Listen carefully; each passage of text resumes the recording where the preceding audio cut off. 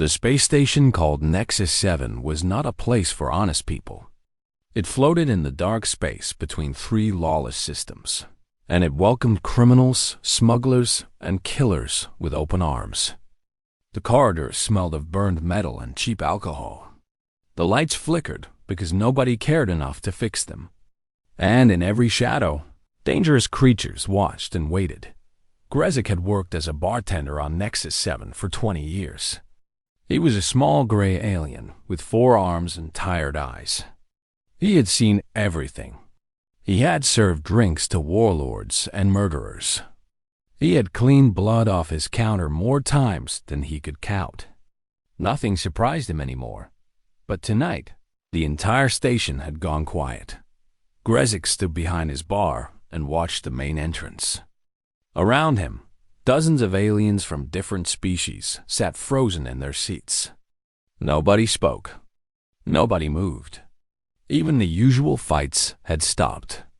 Everyone was looking at the massive figure walking through the door. Vragthus, the Unbroken, had arrived. He stood 7 feet tall, covered in dark green scales that could stop a knife. His eyes were yellow and cold like a dead star. His claws were long enough to tear through metal, and his teeth were sharp enough to bite through bone.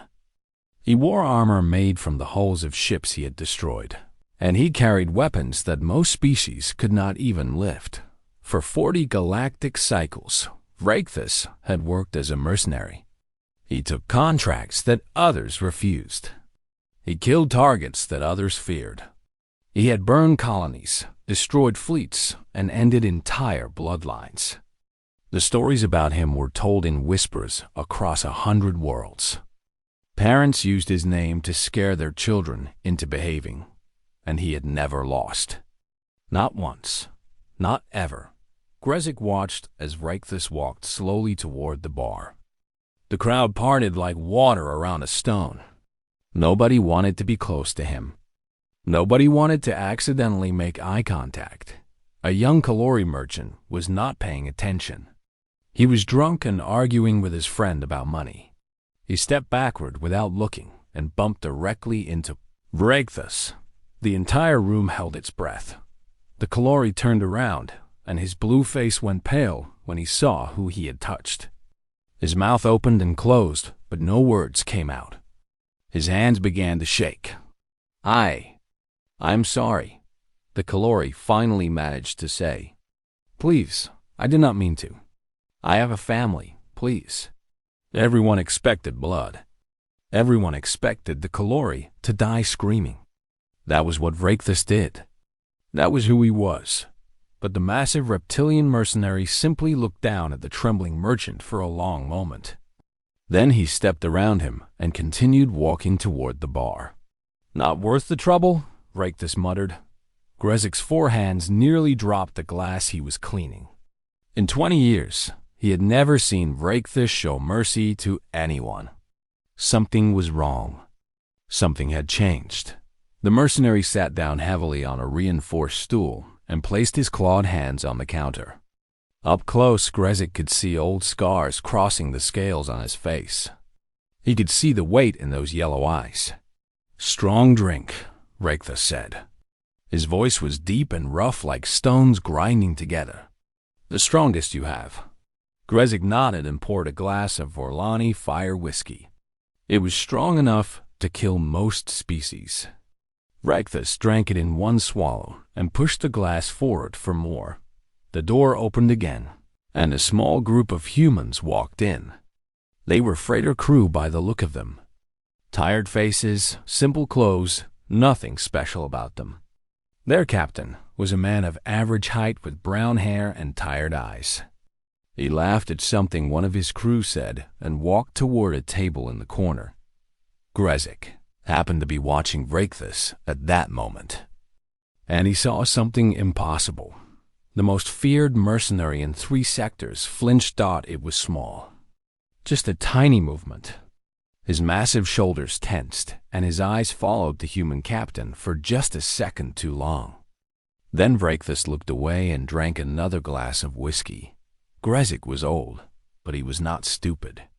He had survived this long by paying attention to details. And this detail was too interesting to ignore. "That human," Grezik said carefully, keeping his voice low. "His name is Danny Cole. He runs cargo between the outer systems.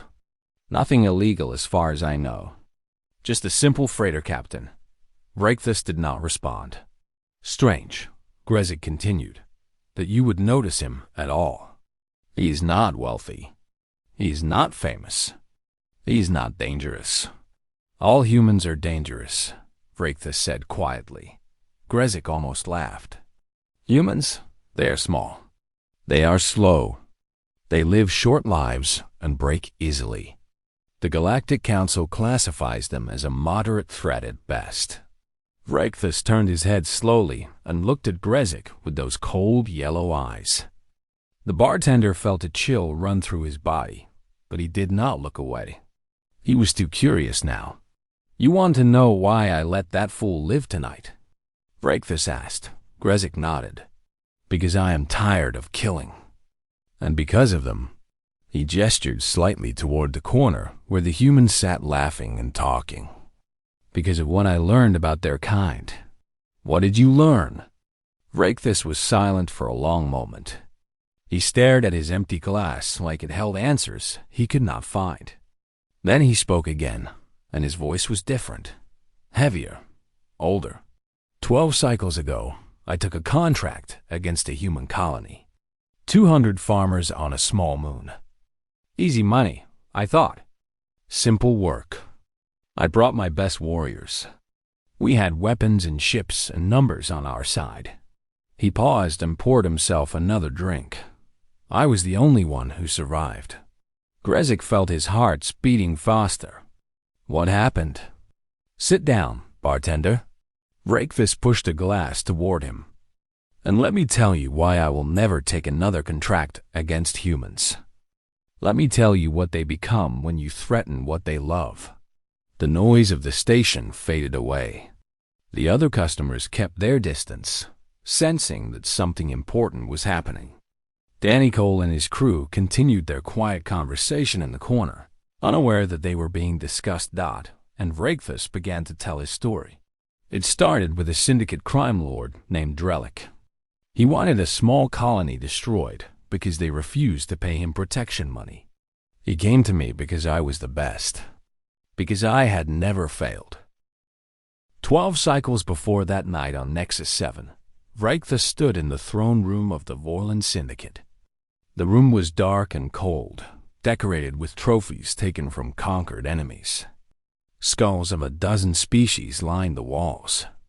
Weapons hung on display like art. The air smelled of fear and old blood. Syndicate. Master Drellick sat on a throne made of black metal. He was a Vorlon, a species known for cruelty. His skin was pale purple, and his face had no nose, just 2 slits that opened and closed when he breathed. His eyes were entirely black, and they watched everything with cold calculation. "I have a contract for you, Reichthus," Drellick said. His voice was soft and dangerous. "A simple one. Easy money for someone of your reputation." Reichthus stood with his arms crossed over his chest. He did not bow to anyone, not even crime lords. "I do not take simple contracts. My services are expensive. This one will pay well." Drellick waved his thin hand, and a holographic display appeared in the air. It showed a small moon orbiting a gas giant in a distant system. "Theta 4, a human colony." Reichthus looked at the display. The moon was gray and rocky, barely worth noticing. The colony was small, perhaps 50 buildings clustered together near a water source. Farmland stretched out around it, and a few mining operations dotted the nearby hills. "Humans," Reichthus said. "Why do you need me for humans?" "They have refused to pay protection fees for 3 cycles now. They ignore my messages. They rejected my representatives. They even injured one of my collectors." Drellick's black eyes narrowed with anger. "They think they are safe because they are far from the main trade routes. They think I will forget about them. How many?" 200. Farmers and miners mostly. Families. Drellick smiled, showing rows of small, sharp teeth. I do not want survivors. I want a message sent to every other colony in my territory. Pay or burn. Breakfast studied the display more carefully. 200 humans. No military presence. No defensive systems. No fleet support within 6 days of travel. They were completely alone and completely vulnerable. The pay? Yes.drel. IK named a figure that made even Raithus pause. It was more than he usually earned in a full cycle of work. For a simple colony elimination. For killing farmers. Why so much? Raithus asked. He had learned long ago to be suspicious of jobs that paid too well. Because I want it done right. Because I want the best. And because... Drellick hesitated for just a moment. Because they are humans. Raithus laughed. It was a harsh sound like rocks falling. Humans are nothing special. Weak bodies. Slow reflexes. Short lives. They are classified as moderate threat at best. Perhaps. But there are stories told by cowards. Raithus turned away from the display. I will take your contract. Give me 10 days, and your problem will be gone. He left the throne room and began assembling his team. He chose 6 of the deadliest mercenaries in known space. Sifik was an insectoid with blades built into his arms. Morath was a massive creature covered in thick fur who could tear enemies apart with his bare hands. Zelix was a sniper who had never missed a shot. The others were equally dangerous, equally experienced. They gathered on Raithus' warship and reviewed the mission details. Sifik projected the intelligence files about humans on the main screen. Standard biology, Sifik said in his clicking voice. They need oxygen. They sleep for 8 hours out of every 24. Their bones break easily. Their skin offers no protection. They cannot see in the dark. What about weapons? Morath asked. Basic projectile weapons mostly. Some energy weapons. Nothing we cannot handle. Their reflexes are slow compared to ours. Their strength is limited. Easy hunt, Morath said with a grin that showed all his teeth. But Sifik's antennae twitched with uncertainty. There is something else. The files mention unusual behavior patterns. Humans have been known to act unpredictably in certain situations. What situations? Raithus asked. When their young are threatened. When their family units are attacked. The files say they sometimes demonstrate extreme aggression and ignore personal safety entirely. Morath laughed. What species does not protect its young? This is not special. The files say it is different with humans. They do not retreat even when defeat is certain. They fight until death rather than surrender. Raithus waved his clawed hand dismissively. Every prey fights when cornered. It does not make them dangerous. It makes them desperate. Desperate creatures make mistakes. The team agreed. They had killed thousands of targets across dozens of species. They had faced warriors far more dangerous than farmers with basic weapons. This contract was easy money. The journey to Theta 4 took 5 days. Raithus spent the time maintaining his weapons and studying the colony layout. He identified the main buildings, the power generators, and the communication hub. He planned his attack carefully, not because he expected difficulty, but because professionalism was how he had stayed alive for so long. On the 6th day, they entered orbit around Theta-4. The moon was even smaller than it had looked in the holographic display. The colony was a tiny spot of light on a gray and lifeless surface. Raithus almost felt insulted that someone was paying so much for such a minor target. He opened a communication channel to the colony. A human face appeared on the screen. It was a man with gray hair and a tired face. He wore simple farmer clothes and had dirt under his fingernails. This is Kevin Marshall, Colony Administrator, the man said. Who is this? I am Breakfast. You have 1 hour to gather your people in the central square and surrender. Anyone who resists will be killed. Anyone who hides will be found and killed. You have no fleet support within 6 days. You have no weapons that can harm my ship. Your only choice is surrender. Kevin Marshall looked at him calmly. Too calmly, Breakfast thought later. But at that moment, he did not notice. And if we surrender? Kevin asked. Then your deaths will be quick. The human was silent for a moment. His eyes seemed to look straight through the screen, straight into Breakfast. I see. Thank you for the warning. The communication ended. Breakfast turned to his crew with a predator's smile. Prepare for landing. This will be over before nightfall. He had no idea how wrong he was. Kevin Marshall stood in the communication hub and watched a black warship hanging in the sky above his colony. His hands were steady. His heartbeat was calm. He had seen ships like that before, a long time ago, in a life he thought he had left behind. His daughter Lavra ran into the room. She was 28 years old with dark hair and her mother's sharp eyes. She worked the communication systems for the colony, handling trade requests and weather reports and all the small daily business of farming life. Dad, who was that? What did he want? A mercenary named Breakfast. He is here to kill us all. Laura's face went pale. What? Why? What do we do? Kevin turned to look at her, and something in his eyes changed. The tired farmer disappeared. The gentle father disappeared. What replaced them was something colder, something harder, something that Laura had never seen in her entire life. Ring the emergency bell, Kevin said. His voice was different now, quieter, more controlled. Gather everyone in the main hall. Tell them to bring their families. Should I send a distress signal? Yes, but the nearest fleet is 6 days away. Help will not arrive in time to save us. We must save ourselves. Lavra ran to do as he asked. Kevin walked to his small house at the edge of the colony. He moved aside his bed and opened a hidden panel in the floor. Inside was a military-grade rifle, a sidearm, body armor, and a knife with a worn handle. He had not touched these things in 12 years. He had hoped he would never touch them again. 10 minutes later, 200 colonists filled the main hall.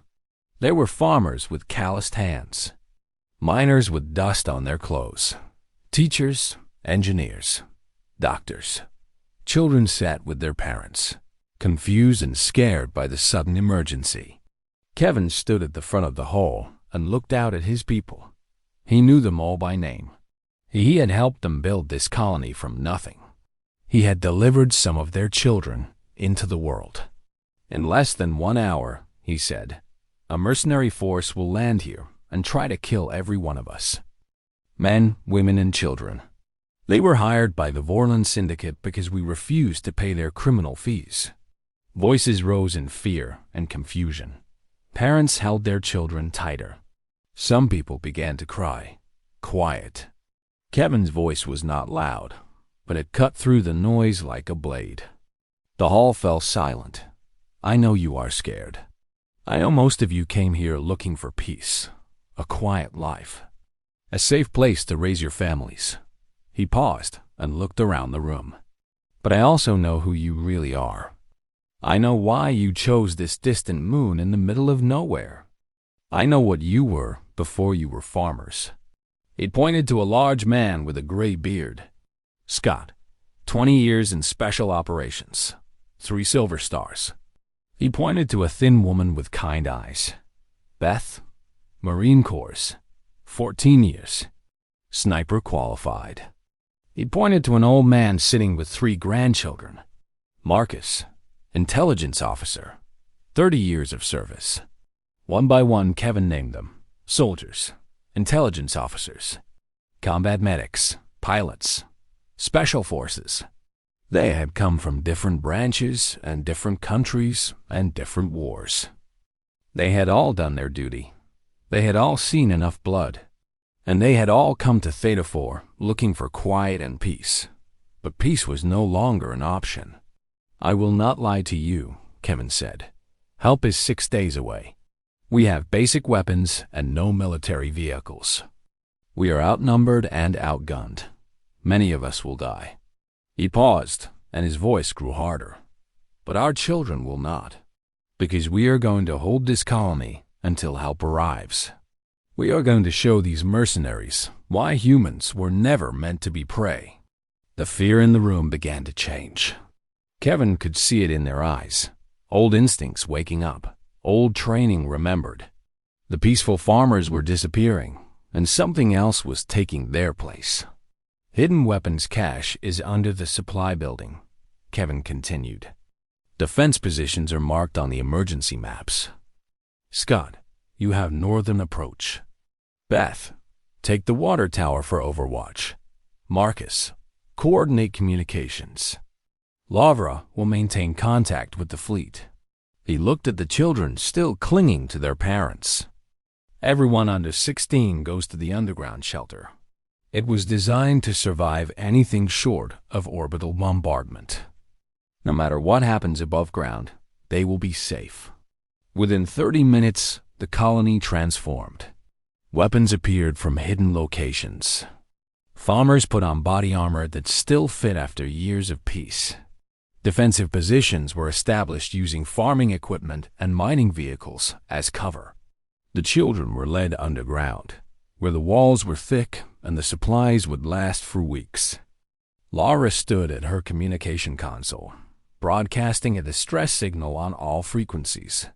She watched her father moving between positions, checking weapons, encouraging defenders. She barely recognized him. "Dad," she said when he passed her station. "Who are you?" Kevin paused and looked at her with something like sadness. "I am the man who buried that question a long time ago. I hoped you would never have to meet him." He touched her shoulder gently. "Whatever happens, stay at this station. Keep that signal broadcasting, and know that I am proud of you." Then the ground shook as the first dropship landed outside the colony. Vraichthus stepped onto the gray soil of Theta 4 with his team behind him. The colony looked quiet. No movement in the streets. No sounds of panic.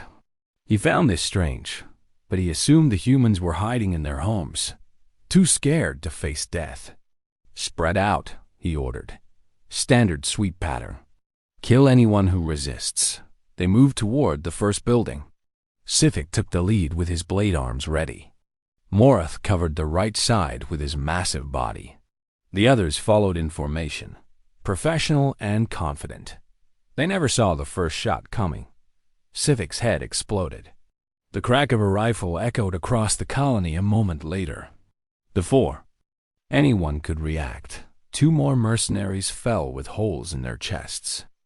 Vraichthus threw himself behind a storage container as bullets tore through the air around him. He felt a burning pain in his shoulder and looked down to see blood leaking from a hole in his scales. A hole in his armor-like scales. "Ambush!" He roared. "Return fire!" But there was no clear target. The shots came from everywhere and nowhere. From the water tower. From the windows. From behind farm equipment. The humans moved like ghosts, firing and relocating before the mercenaries could aim. In 3 minutes, 3 more of his team were dead. Vraichthus had never retreated in his life, but he was not stupid. He grabbed Morath and the 1 other survivor and ran for the dropship. Bullets chased them every step of the way. As the dropship lifted off, Vraichthus looked down at the colony through a window. He saw figures moving between buildings, organized, coordinated, professional. These were not farmers, and he had just lost half his team in the first assault. "What do we do?" Morath asked. His fur was matted with his own blood. Vraichthus felt something he had not felt in decades. Doubt. But he pushed it down and let anger take its place. "We call for reinforcements.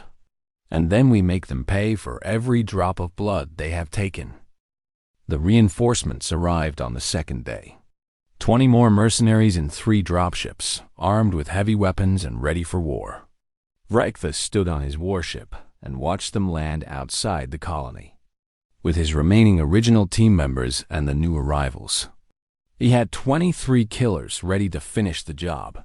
Surely, he thought, this would be enough, but he was wrong. The siege of Theta 4 lasted 6 days. 6 days of blood and fire and death. 6 days that would haunt Reichthus for the rest of his life. On the first day of the siege, the mercenaries pushed into the outer edge of the colony. They took heavy casualties but managed to destroy 3 defensive positions. They thought they were winning. That night, the humans counterattacked. They moved through the darkness like shadows, using tunnels that the mercenaries had not known existed. By morning, 8 more mercenaries were dead, and the outer positions were back in human hands. On the second day, Reichthus ordered a bombing run from his warship. The explosions destroyed half the colony. When the smoke cleared, the mercenaries moved in expecting to find only corpses. Instead, they found defensive positions rebuilt from the rubble. The humans had worked through the night, ignoring wounds and exhaustion, turning wreckage into barriers and burning buildings into fortified bunkers. Morith fell on the third day.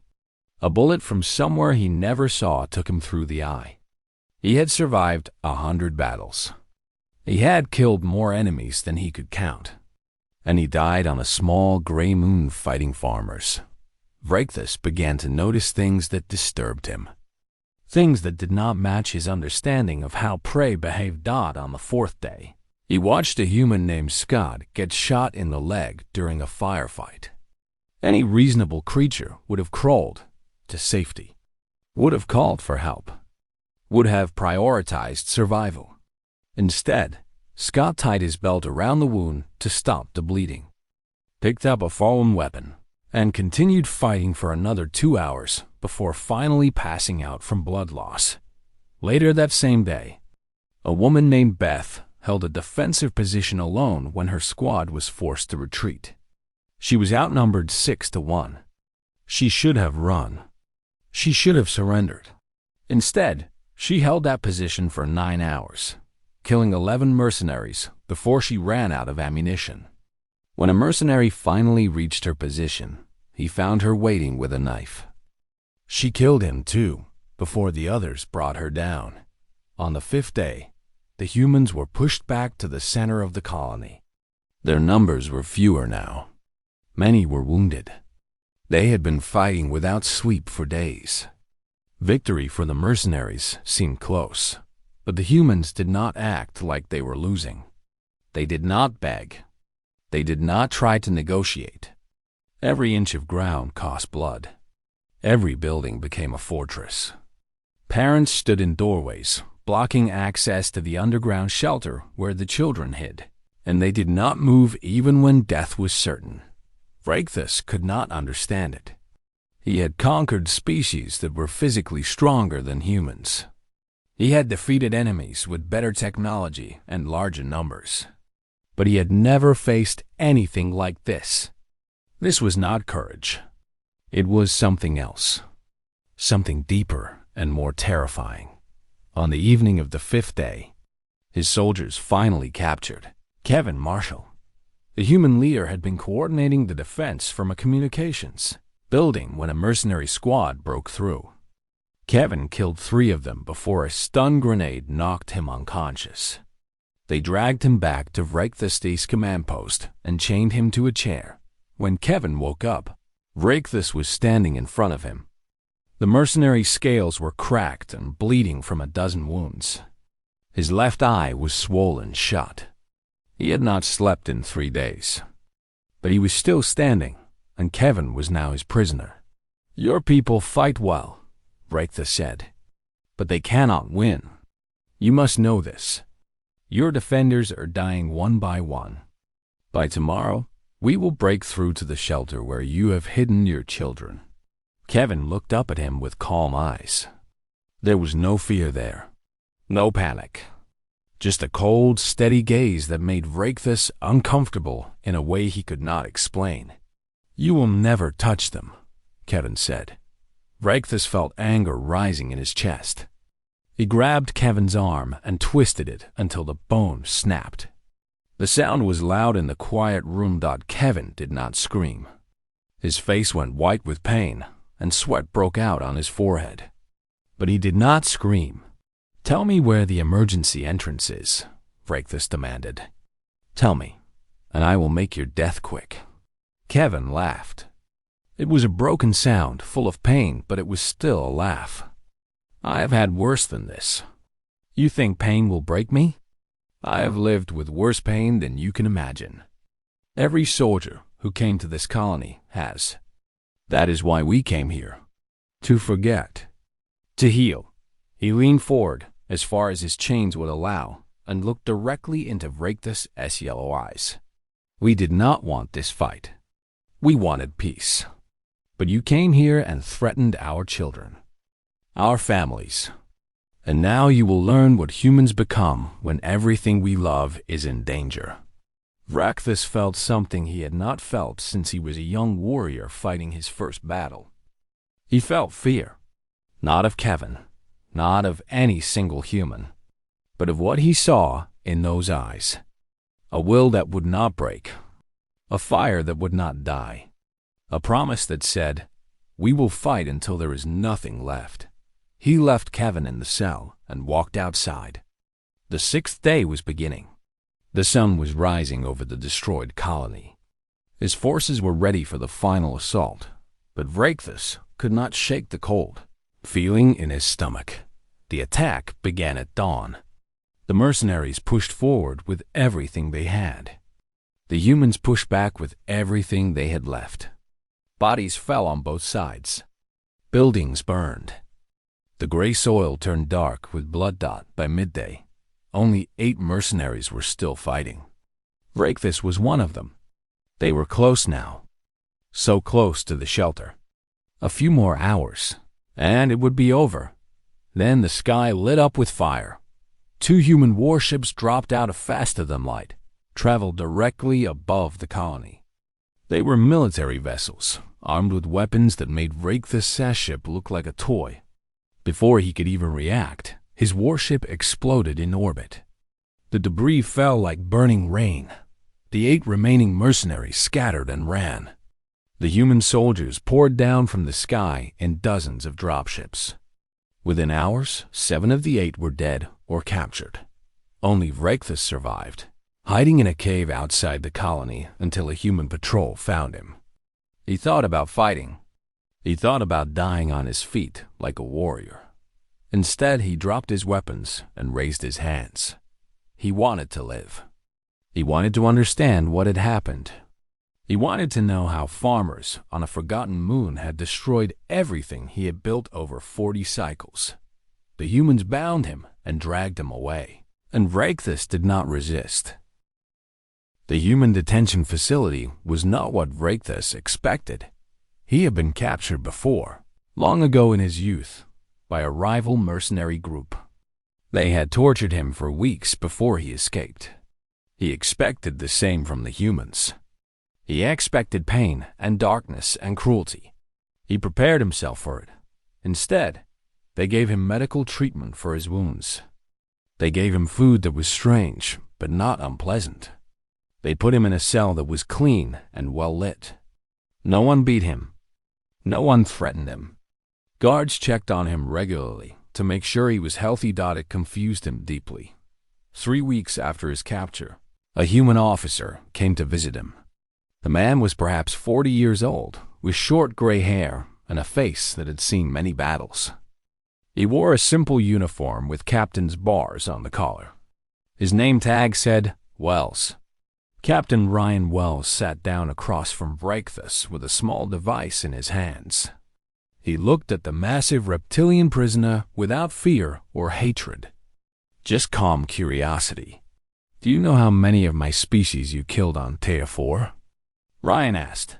Reichthus did not answer. He stared at the wall and waited for the pain to begin. 63, Ryan said. 63 humans died defending that colony. Soldiers, veterans, people. who had already given enough to their species and just wanted to live in peace. Still, Vrekthus said nothing. Ryan pressed a button on his device, and a holographic display appeared between them. It showed children playing in a field of grass. Human children, laughing and running and chasing each other under a blue sky. "Do you know what this is?" Ryan asked. Vrekthus finally looked at the display. "Children. 47 of them. These are the children of Theta 4. Every single one of them survived because their parents and neighbors fought to protect them. Because 63 people gave their lives so that these 47 children could live." The display changed. Now it showed the colony after the battle. Buildings destroyed. Bodies covered with white sheets. Humans carrying wounded comrades through the rubble. "Kevin Marshall survived," Ryan said. "His arm healed. His daughter Lavra is still running communications for the rebuilt colony. They lost friends, family, but they survived." Vrekthus felt something strange in his chest. He had killed thousands over his long career. He had never thought twice about any of them. But something about seeing those children, knowing that his mission had been to kill them, made him feel wrong. "Why are you showing me this?" he asked. Ryan turned off the display and leaned forward. "Because I want you to understand something about humans. Something that might keep you alive in the future." "You are going to release me?" "Eventually, yes." Vrekthus blinked his yellow eyes in surprise. "Why? I killed 63 of your people. I tried to murder children. Any other species would execute me." "We could execute you," Ryan agreed. "It would be legal. It would be fair. Many people would celebrate.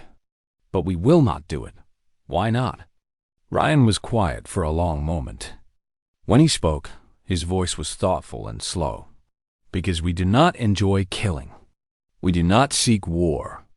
Every human who fought on Theta 4 would have preferred to live in peace. They fought because they had to, not because they wanted to. And when the fighting was over, they stopped." He stood up and walked to the window.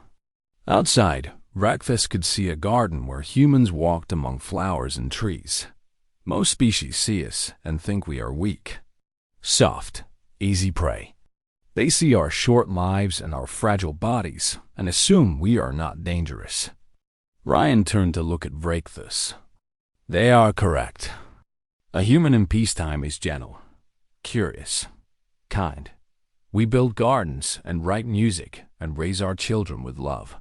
But when you threaten those children," Vrekthus said slowly, "yes, when you threaten our children, our families, our homes, something changes. The gentle creature disappears, and something else takes its place. Something that does not care about survival or pain or fear. Something that only knows one thing: protect what we love, no matter the cost." Vrekthus thought about Beth holding her position alone for 9 hours. About Scott fighting with a bullet in his leg. About Kevin laughing through the pain of a broken arm. "You want me to live," he said. "You want me to tell others." Ryan nodded. "Go back to your mercenary work. Take contracts against other species. That is not our concern. But tell them what happened on Theta 4. Tell them what we become when pushed. And tell them to never, ever target human families. You are using me as a message." "Yes." Ryan smiled, but there was no humor in it. A dead mercenary is forgotten in a year. A living mercenary who tells stories about human vengeance? That message spreads. It grows. And maybe, just maybe, it saves lives. Maybe some future crime lord will remember your story and decide that human colonies are not worth the trouble. Vrekthus was held for 2 more years. During that time, he was treated well, fed, healed, even allowed to exercise and maintain his strength. The humans asked him questions about mercenary operations and criminal networks. He answered some and refused others. They never forced him. When they finally released him, they gave him a small ship and enough fuel to reach neutral space. Captain Ryan Wells walked him to the landing bay personally. "Remember what you learned here," Ryan said. "And remember this. We let you live. We could have killed you 100 times. But we chose mercy. That is also something humans do." Vrekthus looked at the small man standing before him. 2 years ago, he would have killed this human without hesitation. Now, he found himself nodding with something close to respect. "I will remember," he said. And he meant it. Grezik the bartender sat in silence as Vrekthus finished his story. The bar around them had gone quiet. Other customers had drifted closer to listen. Even the humans in the corner seemed to have noticed the strange mood in the room. "So that is why you do not take contracts against humans anymore," Grezik said. "That is why I do not take contracts against humans." Vrekthus drained his glass and set it down heavily. "I have killed hundreds in my life. I have burned worlds. I have done terrible things. But I will never touch another human colony. Because you are afraid?" Vrekthus laughed his rough stone laugh. "Afraid? Yes, but not just afraid. I have faced many enemies. None of them fought like those farmers. None of them had that fire in their eyes, that absolute refusal to surrender. They were not fighting to win. They were fighting to protect. And there is no victory against an enemy who does not care if they survive." He stood up from his stool, his massive body unfolding to its full height. The other customers shrank back instinctively. "I beg you, friend." Vrekthus looked down at Grezik with ancient, tired eyes. "I have seen many terrible things in my long life, but nothing terrifies me more than an angry human defending their family. Never make them angry. Never threaten what they love, because they will not stop. They will never stop. They will fight until there is nothing left of you, or nothing left of them." He turned and walked toward the exit. The crowd parted for him as it always did dot in the corner. Danny Cole finished his drink and stood up to leave with his crew. As he walked past Grezik's bar, the bartender noticed something he had not seen before. A faded tattoo on the human's forearm, barely visible under his sleeve, dotted red, Theta for survivors. Danny caught Grezik looking and smiled. It was a warm smile, gentle and kind. The smile of a simple freighter captain who wanted nothing more than peaceful work and good friends. But for just a moment, Grezik thought he saw something else in those tired human eyes. A flicker of fire. A shadow of steel dot, then Danny Cole walked out into the station, and the noise of Nexus 7 swallowed him whole. Grezik picked up Vrekthus' empty glass and began cleaning it slowly. He had worked on this station for 20 years. He thought he had seen everything. He had been wrong.